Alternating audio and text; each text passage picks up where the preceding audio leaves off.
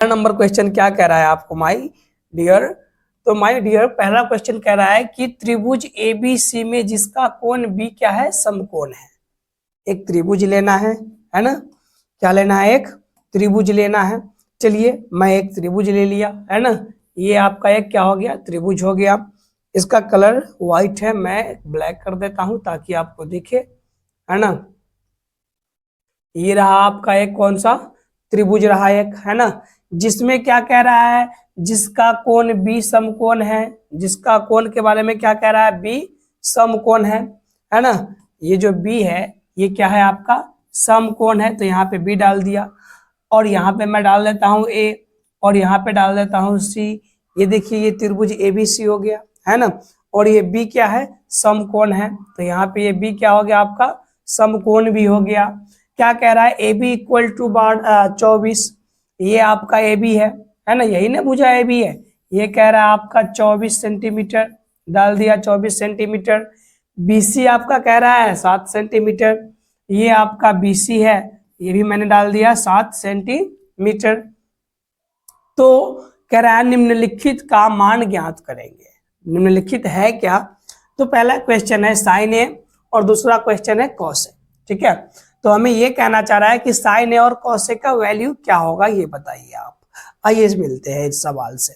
सबसे पहले आप क्या करेंगे, पहले नंबर क्वेश्चन को हम हल करेंगे। तो पहला नंबर क्वेश्चन मैंने लिख दिया, है ना, क्या लिख दिया, हल लिख दिया, और लिख देते हैं क्या चीज, प्रश्न से। कहां से, प्रश्न से। प्रश्न से क्या कह रहा है आपको, जरा देखिए, प्रश्न से आपको क्या कह रहा है, आपको दिया गया है क्या कि त्रिभुज एबीसी है जिसमें कोण बी क्या है, समकोण है। मैंने कोण बी को समकोण भी बना दिया है। अब यहाँ पे ए बी बराबर दिए हुआ है, बी सी बराबर दिए हुआ है, लेकिन ये ए सी जो कि कर्ण है दिए हुआ है, नहीं दिए हुआ है। आपको पता ही है ना, ये जो सबसे लंबी भुजा होती है ये क्या होती है, कर्ण, है ना, जिसको हम क्या कहते हैं, हाइपोटेनियस कहते हैं एच से। ये क्या होता है आपका, है ना, ये आपका हो गया लंब, इसको क्या कहते हैं आप, इसको आप कहते हैं परपेंडिकुलर, जिसे आप पी से इंडिकेट करते हैं। और ये क्या हो गया आपका, बेस कहे तो आधार, इसे आप किस चीज से इंडिकेट करते हैं, तो इसे आप डिनोट करते हैं बी से, ठीक है। ये हो गया आपका, तो आपका लंब कितना हो गया, है ना, यहाँ पे दिए हुआ है क्या, लंब कहे तो perpendicular, perpendicular is equal to कितना दिया हुआ है, 24 सेंटीमीटर, ठीक है, डाल दिया। ये आपका बीसी जो है वो क्या है, आधार, आधार कहे तो बेस, है ना, आधार जो हो गया बेस, वो कितना हो गया आपका, बेस आपका हो गया 7 सेंटीमीटर। सबसे पहले हमें क्या करना है, हमें जो है आपका ये ए सी भुजा क्या है, ए सी, जो भुजा ए सी है ना, भुजा ए सी है, वही क्या है हमारा, कर्ण है, यही क्या है हमारा, कर्ण है। और इसे आप क्या कहते हैं, हाइपोटेनियस कहे तो एच। एच का वैल्यू क्या करना होगा, हमें निकालना होगा, है ना। जब भी आपको त्रिभुज में ऐसा बात दिया रहेगा तो आप कोशिश कीजिए कि सारा का सारा जो भुजा है ना, जो साइड्स हैं, वो सारा का सारा भुजा आप पता कर लें, ठीक है। जैसे ये भुजा पता कर लेंगे आपका सवाल बिल्कुल जीरो हो जाएगा, ठीक है, फिर आराम से बन सकता है, बनाने में कोई तकलीफ नहीं हो सकता है आपको। तो ये हो गया, आधार क्या था, बीसी था, मैं यहाँ पे बीसी डाल देता हूँ, है ना, ये क्या है आपका आधार है बीसी। चलिए ये क्या था आपका, ए बी था आपका लंब, तो मैं यहाँ पे ए बी डाल देता हूँ ताकि आपको आसानी हो दिखने में, है ना, समझ में आसानी से आ जाए। तो हमें अब क्या निकालना है, कर्ण निकालना है। हम उन्हीं को याद करेंगे, किनको, पाइथागोरस चाचा को, है ना। क्या कहे थे पाइथागोरस चाचा, तो ये जो थे पाइथागोरस प्रमेय, आपको पता ही होगा इन्होंने क्या कहा था, इन्होंने कहे थे पाइथागोरस साहब ने कि क्या, कि कर्ण का वर्ग, कर्ण का वर्ग आधार का वर्ग और लंब के वर्ग के योगफल के बराबर होता है ना। वही बात इन्होंने बोले हुए थे, ये कौन, पाइथागोरस प्रमेय। तो पाइथागोरस प्रमेय से मैंने लिख दिया, यहाँ पे क्या लिखना पड़ेगा आपको, लिखना पड़ेगा कि कर्ण का स्क्वायर, है ना, लिख दिया, बराबर होता है किसके बराबर होता है? तो लंब के वर्ग के और आधार के वर्ग के योगफल के। तो लिख दीजिए ना, क्या लिखना पड़ेगा आपको? लंब, है ना, इसका वर्ग कर दीजिए, है ना, क्या कर दीजिए? योगफल। योगफल का मतलब क्या? जोड़ने पे जो प्राप्त होता है उसको क्या कहते हैं? योगफल कहते हैं। जोड़ दिया हमने। आपका क्या है? और आधार, आधार कितना है? आधार का भी वर्ग, तो आधार का भी क्या कर दिया हमने? वर्ग कर दिया, है ना। वर्ग का मतलब क्या? तो वर्ग का मतलब स्क्वायर, ठीक है। अगर आप, है ना, 4 को 4 के साथ ही क्या कर रहे हैं? गुना कर रहे हैं, तो 4 चौके 16 कहे तो 4 का वर्ग क्या होता है? 16 होता है। तो यही क्या होता है? आपका वर्ग होता है। समझ पाए होंगे। चलिए आइए आगे की बात अगर करें तो हम यहाँ पे क्या करेंगे अब? कर्ण। कर्ण जरा देखिए, आपको पता है क्या? कर्ण हमें क्या करना है? निकालना है, फाइंड आउट करना है। व्हाट कर्ण इक्वल टू क्या होगा ये पता करना है। मैं कर्ण का कर डाल देता हूँ। अगर से यहाँ से स्क्वायर हटाता हूँ, मतलब यहाँ से वर्ग का ये चिन्ह हटाता हूँ, तो इधर क्या चढ़ेगा? रूट चढ़ेगा, है ना। तो यही काम करते हैं। आपका कर्ण क्या है? AC। मैं यहाँ पे लिख देता हूँ AC है ना, कर्ण AC। जी हाँ, यहाँ पे देखिए ये कर्ण हो गया आपका AC। तो ये AC और बराबर का बराबर। अब लंब, लंब कौन है आपका? AB, और AB कितना है? 24। तो 24 का वर्ग कर देते हैं जनाब, 24 का वर्ग प्लस आधार कितना है आपका? 7। तो यहाँ पे क्या करेंगे?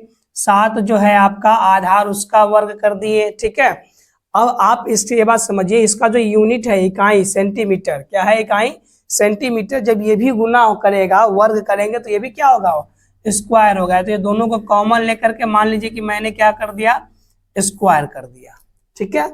अब यहाँ पे आप जानते हैं, मैंने अभी अभी आपको बताया कि वर्ग का मतलब ये 24 का वर्ग, वर्ग का मतलब 24 को 24 से ही गुना करना है।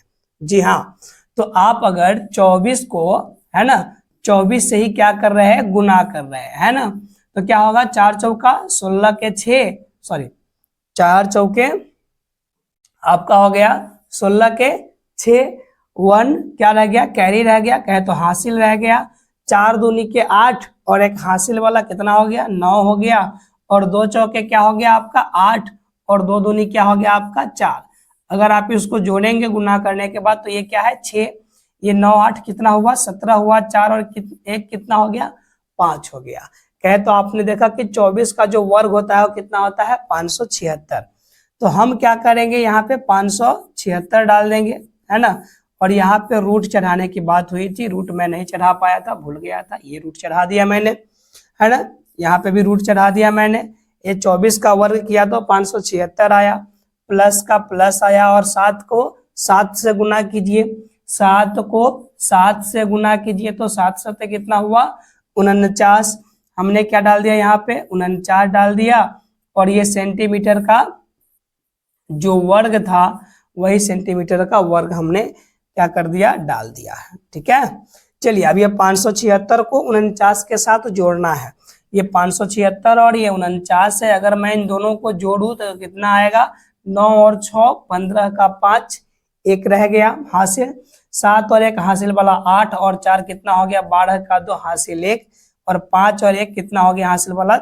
625 आपका टोटल हुआ। तो ये टोटल कितना आ गया आपका? वर्ग में आ गया, वर्गमूल में आ गया 625, और सेंटीमीटर स्क्वायर का सेंटीमीटर स्क्वायर मैंने डाल दिया, ठीक है। ये जो मैंने रफ किया था साइड में, मैं जरा इसको मिटा देता हूं, ठीक है।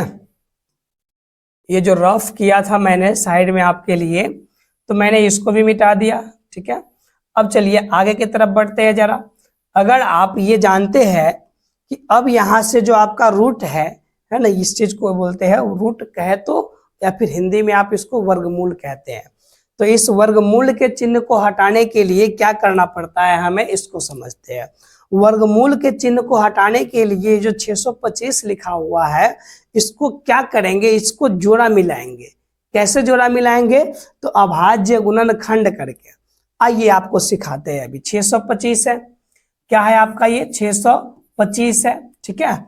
अब इसको अभाज्य गुणनखंड करने आता होगा आपको, है ना। अभाज्य गुणनखंड कैसे करते हैं आइए देखते हैं।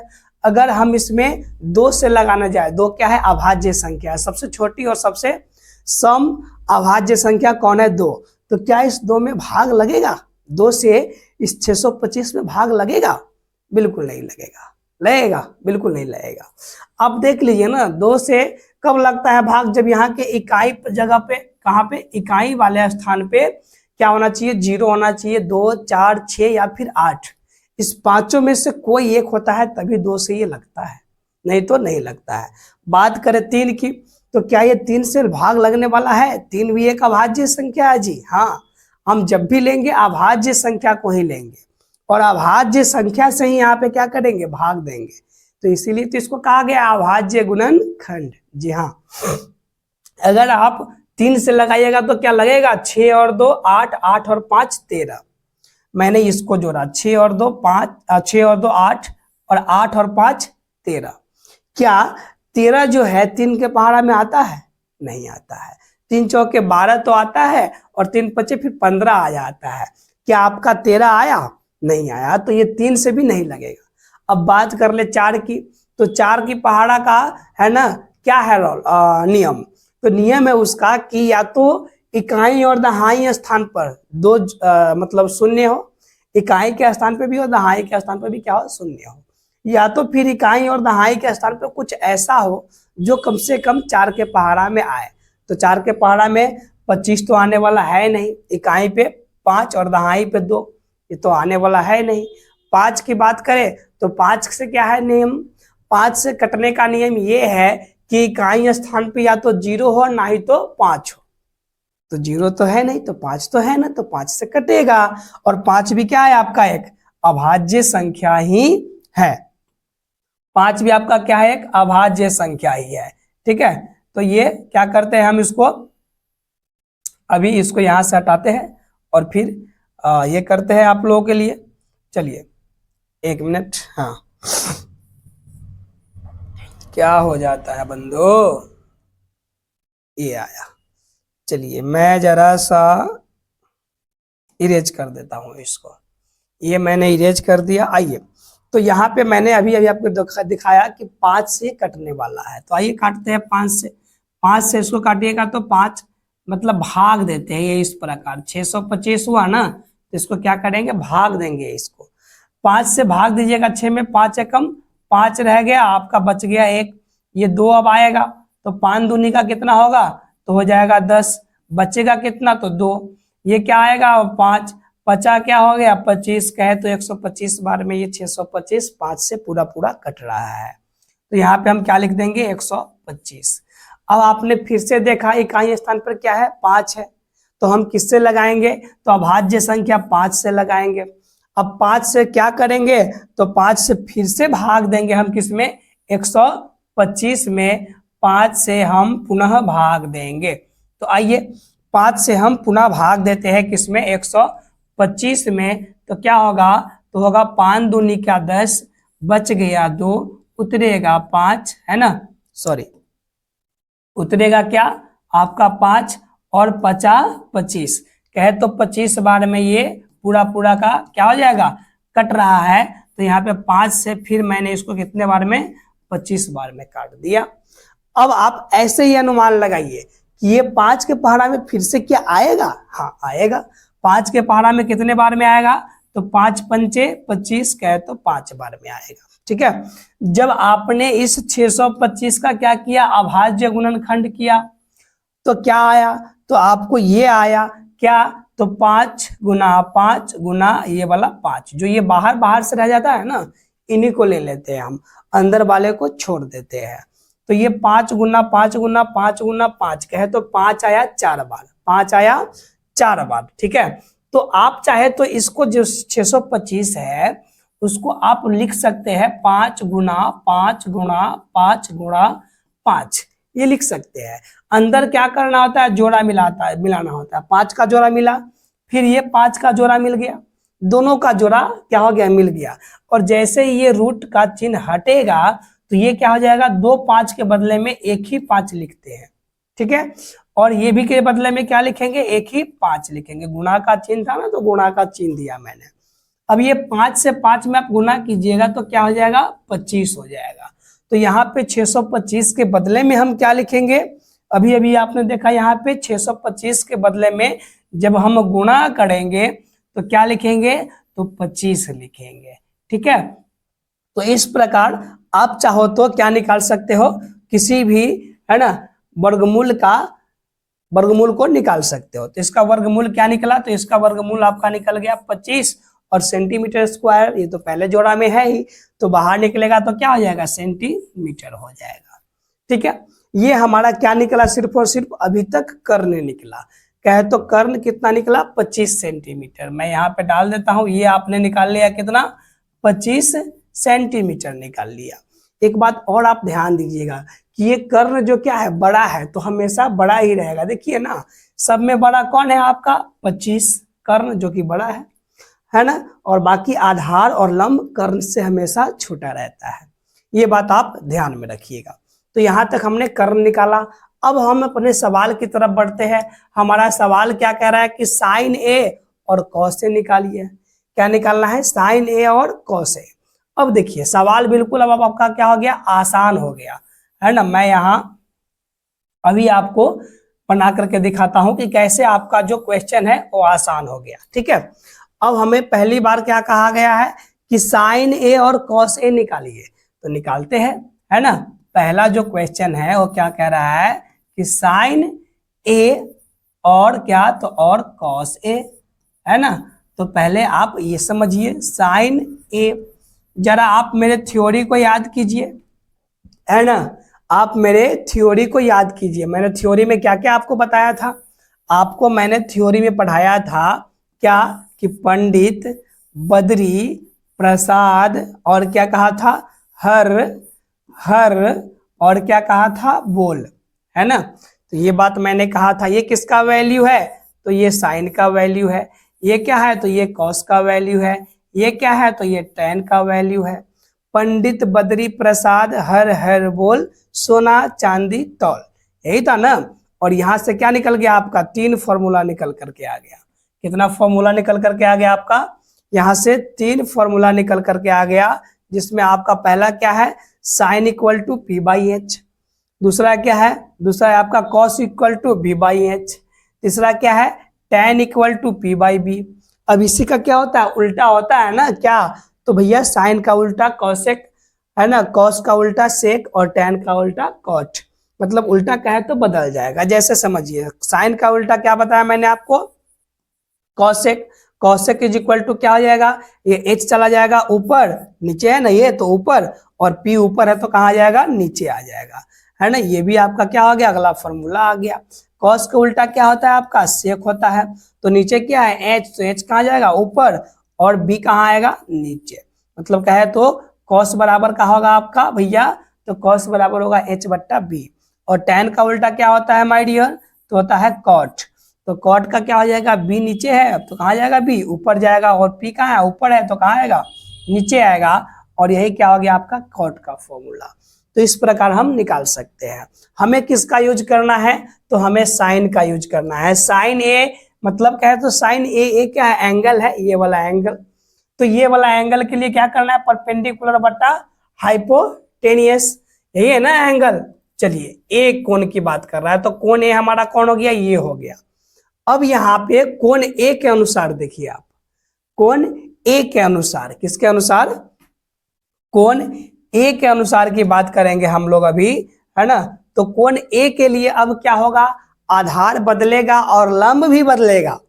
ठीक है, अगर कोण ए की बात कह रहा है तो आधार भी बदल जाएगा इसका और लंब भी बदल जाएगा। कैसे, जरा आइए इधर देखिए।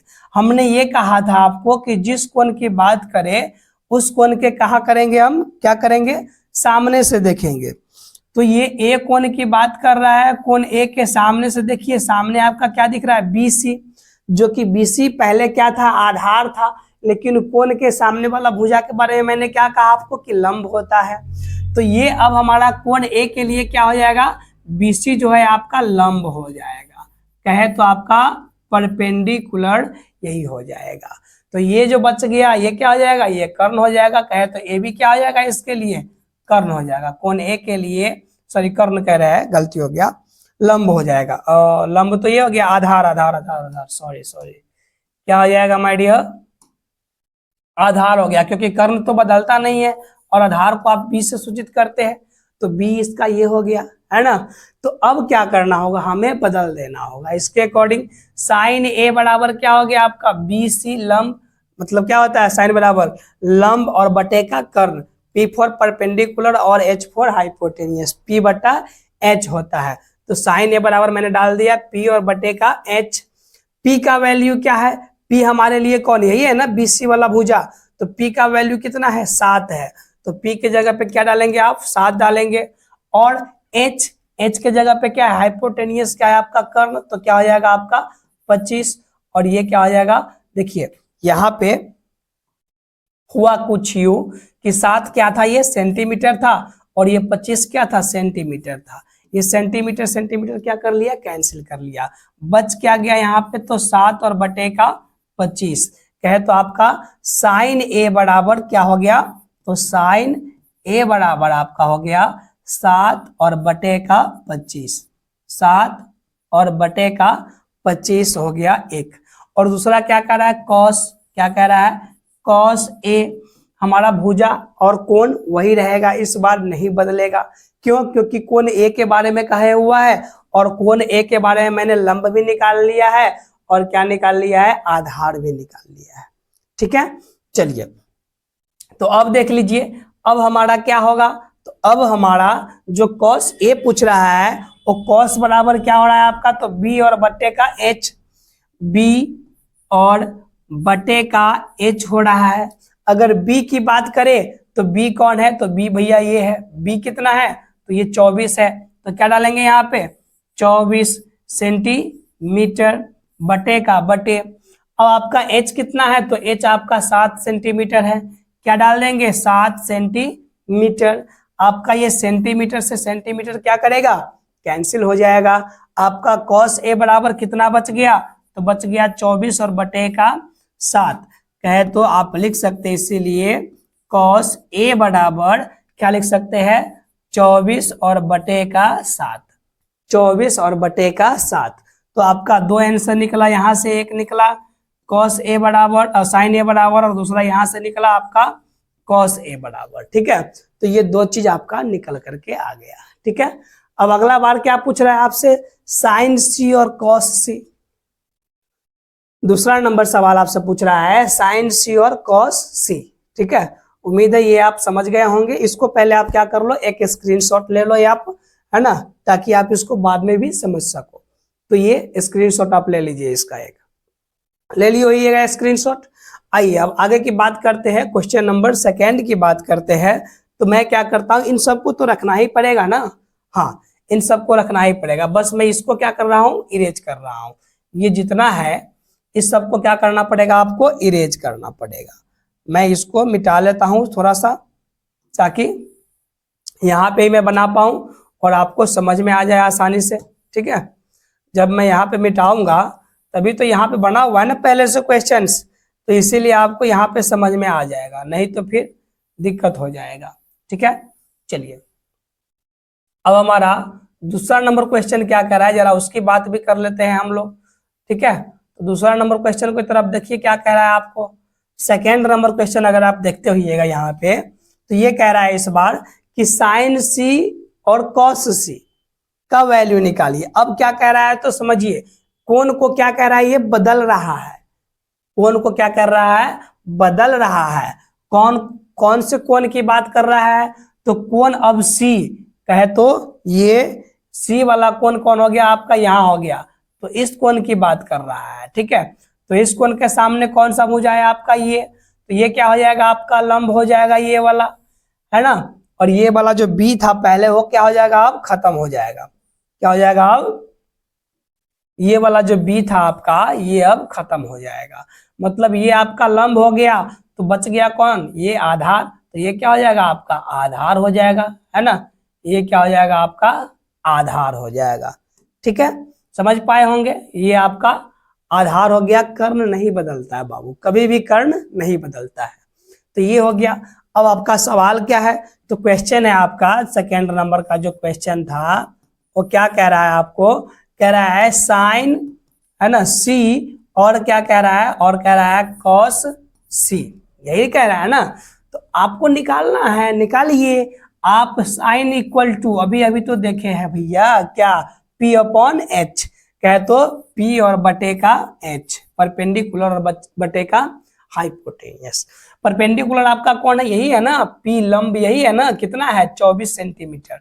तो क्या करो आप लिख लो 24 है ना सेंटीमीटर का सेंटीमीटर, और क्या करेंगे बट्टे का बट्टे देना पड़ेगा आपको।